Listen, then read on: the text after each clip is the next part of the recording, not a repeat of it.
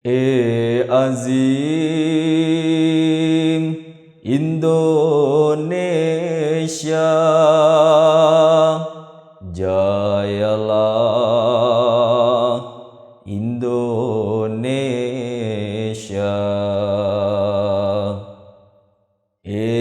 Azim Indonesia, jayalah Indonesia.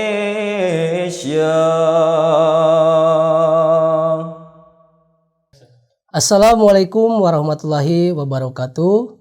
Pemirsa dimanapun Anda berada, berjumpa kembali bersama kami dalam acara Ngobrol Bareng channel Tasyakur 100 Tahun Online. Dalam episode kali ini kita akan membahas, mengkaji sebuah buku karya agung Hadrat Masih Maud Alaihissalam dengan judul Pesan Perdamaian.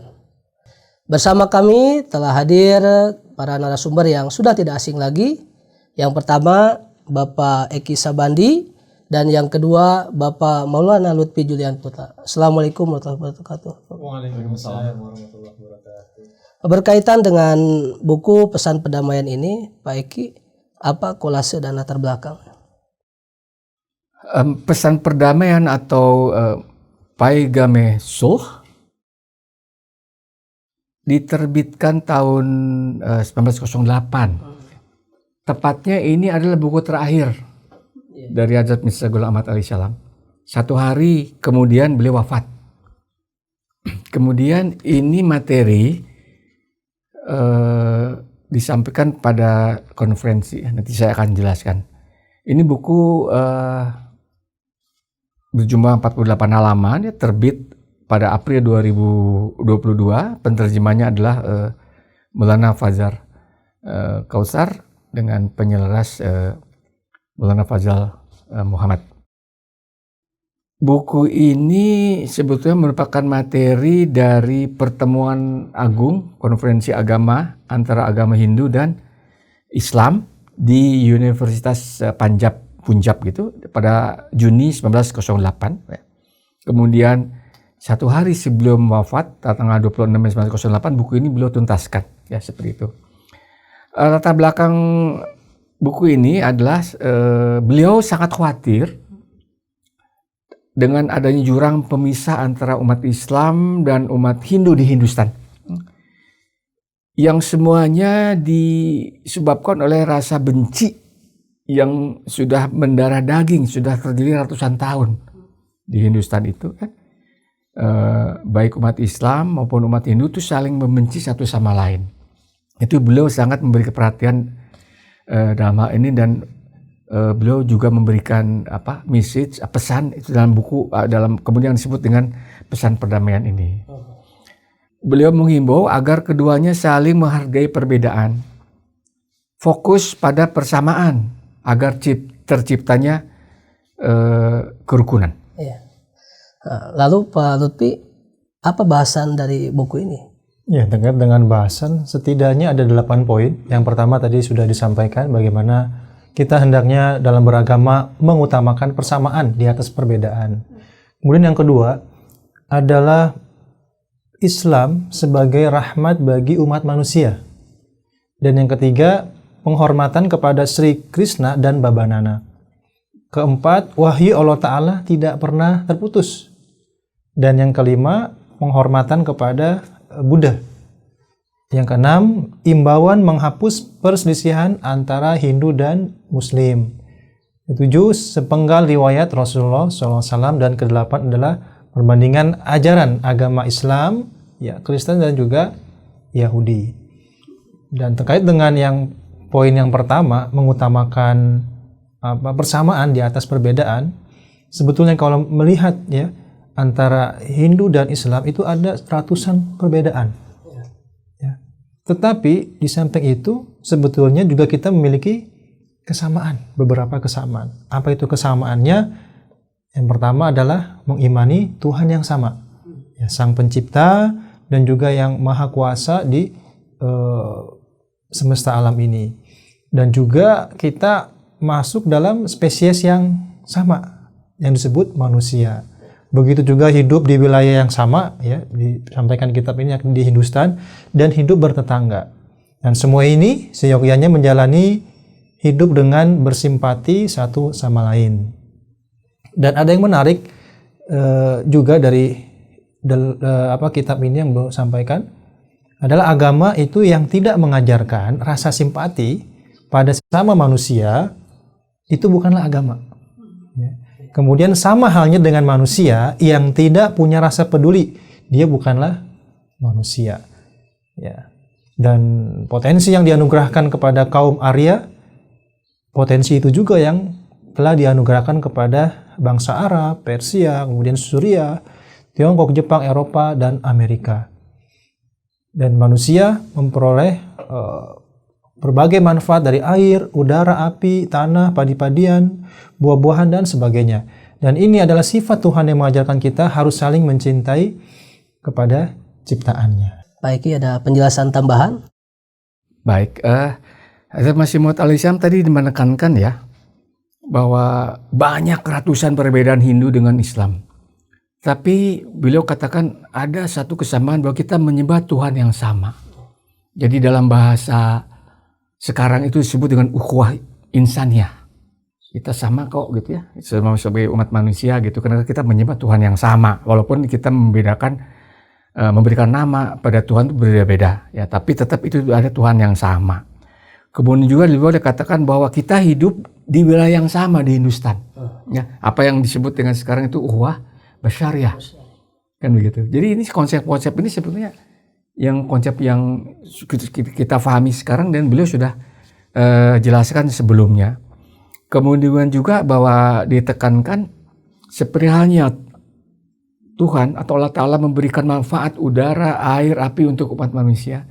Demikian juga manusia sebagai manusia harus mengikuti sifat-sifat Allah itu sendiri. Memberi manfaat satu sama lain ya. Karena kalau kita mengikuti sifat ini, mengikuti sifat Tuhan ini, itu adalah sumber keselamatan dan untuk kelanggengan kehidupan manusia di bumi. Kemudian untuk poin kedua Pak, bisa dijelaskan? Poin kedua itu tentang Islam rahmat bagi manusia ya. Dikatakan bahwa pembukaan Al-Quran dalam surat Al-Fatihah itu dikatakan setelah basmalah itu Alhamdulillahi Rabbil Alamin, segala puji bagi Allah Tuhan semesta alam. Nah ini beliau katakan bahwa Tuhannya orang Islam adalah Rabbul Alamin, Tuhan semesta alam ya. Jadi ini mencakup semua kaum, semua zaman, semua negeri tanpa membeda-bedakan dari awal sampai akhir, sampai juga ke depan. Ini dikatakan demikian. Kemudian juga dengan demikian beliau katakan bahwa dengan ayat ini Islam menolak monopoli kebenaran, monopoli wahyu, monopoli petunjuk Tuhan hanya satu ras, hanya satu bangsa, gitu. Jadi tidak betul lah katakan hanya petunjuk hanya untuk Bani Israel saja, hanya untuk bangsa Arya saja, begitu. Tidak, ini adalah untuk semua bangsa yang Allah Ta'ala ciptakan. Jangan sampai kemudian mereka-mereka yang bukan ras tersebut tadi itu seolah manusia yang tidak berguna, naudzubillah min dzalik ya. Seperti itu. Kemudian juga dikatakan bahwa kalau seandainya kenabian atau kerasulan itu hanya turun pada kaum Yahudi dan kaum Nasrani ya, itu tadi seolah Tuhan nggak peduli dengan umat-umat di luar itu gitu kan. Itu bukanlah sifat-sifat Tuhan gitu, seperti itu ya. Kemudian juga dikatakan bahwa bagaimana mewujudkan, memanifestasikan adanya wujud Tuhan, yaitu melalui wahyu kepada orang-orang pilihannya, ya seperti itu. Kalau dalam bahasa lain itu adalah mukhalamah mukhatabah, ya kan begitu. Jadi betul bawaan cakap ya.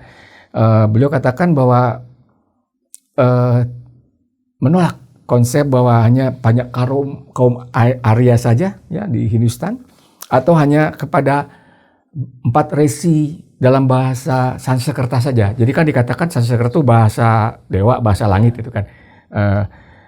Konsep Tuhan umat Islam tidak seperti itu. Jadi ini Rabbul alamin ya. Itu barangkali. Iya. Kemudian Pak Lutfi berkesudahan dengan wahyu. Iya, bisa ditambahkan juga Islam menegaskan bahwa Allah Ta'ala itu Tuhan semesta alam, bukan Tuhan milik kaum tertentu semata. Ya, Al-Quran juga menegaskan bahwa setiap kaum atau bangsa telah dikirim utusan atau rasulnya. Ya, ini dalam ayat A'udzubillahi minasyaitonir rajim. Inna arsalnaka bil haqqi basyiran wa nadhiran. Tidak ada suatu kaum yang di dalamnya tidak diutus seorang rasul ya. Ini pemberi peringatan dan guru rohani. Nah, dalam masa ribuan tahun lalu, Tuhan mewujudkan dirinya melalui wahyu, ilham, dan mukjizatnya. Lalu pertanyaannya, apakah dia tetap diam diri pada masa ini? Kalau dulu dia selalu menurunkan, apakah sekarang berdiam berhenti diri? kan seperti itu? Tentu tidak ya. Beliau alaihissalam juga mengimbau kepada umat Islam dan Hindu untuk melakukan rekonsiliasi seraya berbuat untuk kebaikan umat, memperbaiki diri dari perilaku dosa. Jadi membantu kepada sesama, kemudian lebih kepada introspeksi diri menjadi akhlak yang memiliki akhlak yang baik ya seperti itu. Itu akan lebih baik ya. Begitu Pak.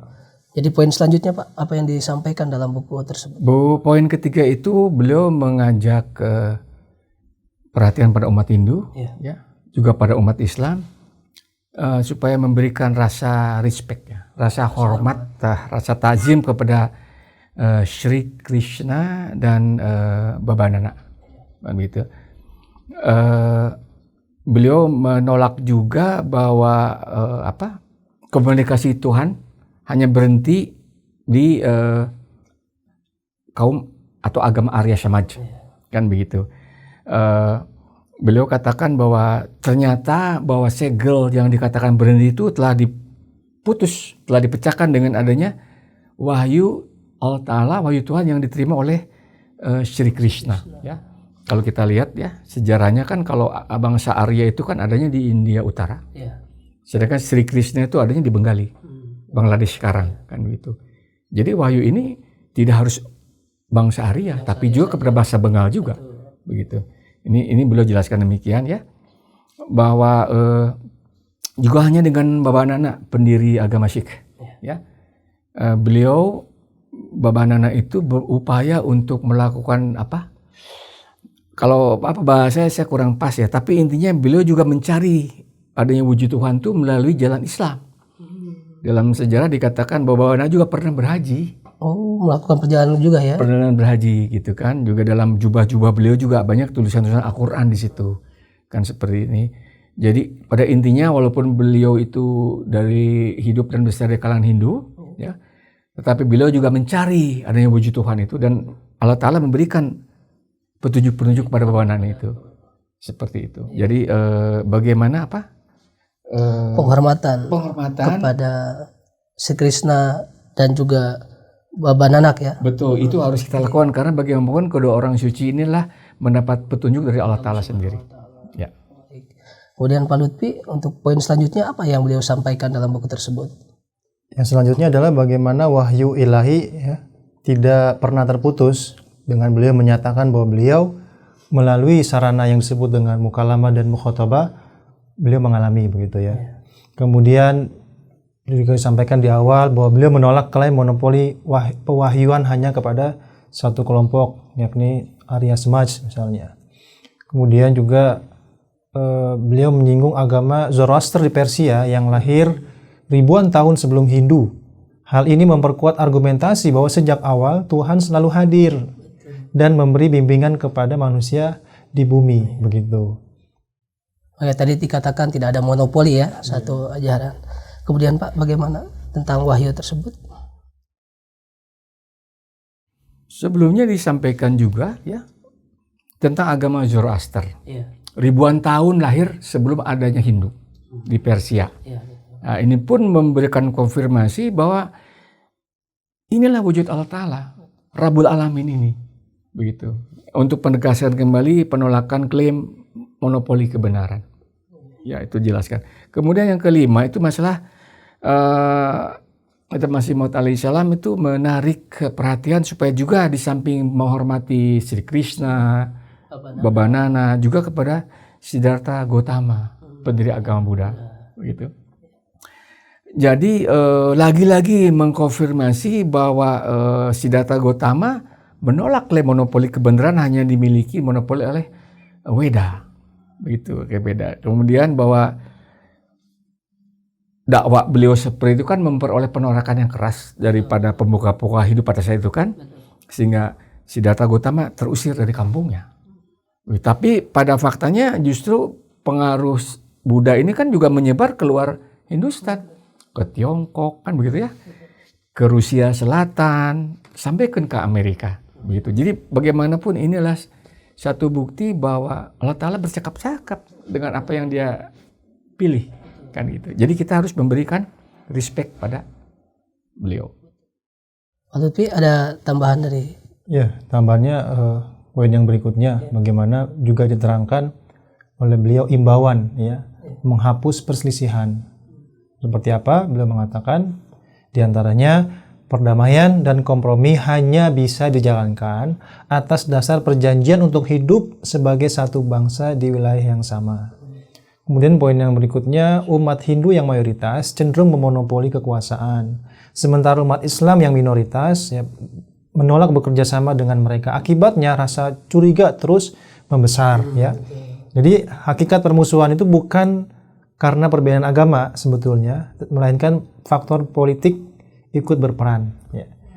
Kemudian juga semua pihak ya agar menahan diri supaya permusuhan tidak melebar, dan umat Islam harus menghormati keyakinan Hindu, misalnya tentang hewan sapi dan sebagainya.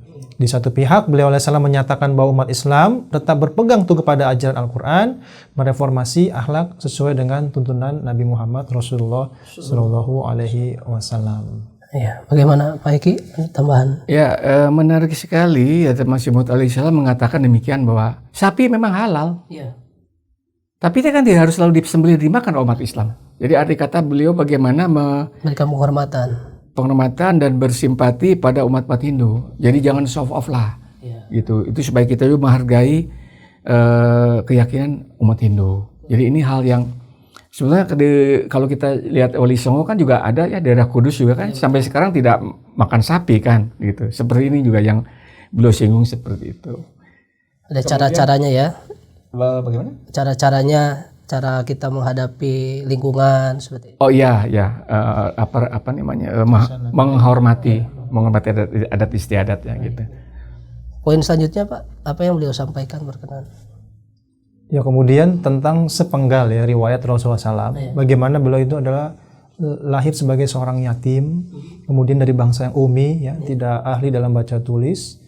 Ya, dan pada usia 40 tahun malaikat Jibril turun kepada beliau ya, menyampaikan wahyu, dan tentunya sebagaimana para utusan Tuhan sebelumnya juga, beliau pun mendapatkan penentangan ya, bahkan upaya untuk dibunuh oleh kaum atau para pemuka Quraisy.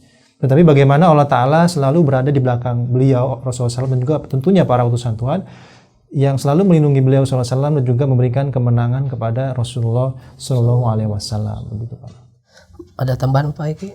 Ya, poin terakhir ke-8 itu beliau memberikan ulasan sedikit perbandingan antara Islam, Kristen dan Yahudi. Ya, beliau katakan bahwa Taurat maupun Injil itu hanya untuk kaum Yahudi, terbatas. Beliau tidak klaim pendapat beliau, tapi beliau merujuk pada kitab itu sendiri. Taurat bicaranya apa? Injil bicaranya apa? Ya, seperti itu. Bukan itu pendapat beliau sendiri ya. Juga demikian juga dengan agama-agama yang lain yang muncul, yang dikatakan tadi diberikan petunjuk, diberikan Rasul ya pada bangsa yang itu hanya untuk terbatas pada kelompoknya saja, kaumnya saja. Betul. Nah, tetapi beliau katakan Rasulullah SAW itu mengklaim bahwa syiarnya itu untuk seluruh umat manusia. Ya, dalam surah Al-Araf 159 dikatakan bahwa kul ya ayuhanas ini Rasulullahi ilaikum jami'a. Kan begitu. Jadi ini adalah beliau tutup dengan pernyataan yang membedakan Islam, Yahudi dan Kristen.